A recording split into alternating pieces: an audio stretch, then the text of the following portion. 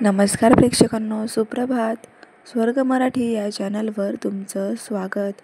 लग्नानंतर होईलच प्रेम या मालिकेच्या पुढील प्रोमोमध्ये आपण पाहणार आहोत.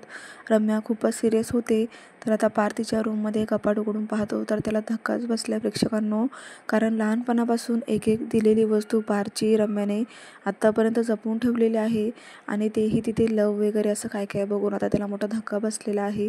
त्याला कुठेतरी जाणीव झालेली आहे की रम्याचं प्रेम खरं आहे आणि म्हणून आता तो घरच्यांसमोर येऊन रडत आहे. तर त्याला सर्वजण विचारत आहे की बोल ना दादा, काय झालंय, प्लीज मन मोकळं कर, असं रडू नकोस. तेव्हा आता जीवा आणि पारचे आईवडीलसुद्धा त्याला खूप असं विचारून त्याच्या मनातलं काढण्याचा प्रयत्न करतात. तेव्हा कुठे आता पार्थ म्हणतो की आई, हे लग्न पोस्टपोन करूयात का, कारण रम्याची जी अवस्था झाली आहे ते बघून मला असं वाटतं की ह्या गोष्टीपेक्षा तिची तब्येत ही खूपच महत्त्वाची आहे. आणि म्हणून आता पार्थ आणि नंदिनीच्या लग्नात पुन्हा एकदा विघ्न आलेलं आहे प्रेक्षकांनो.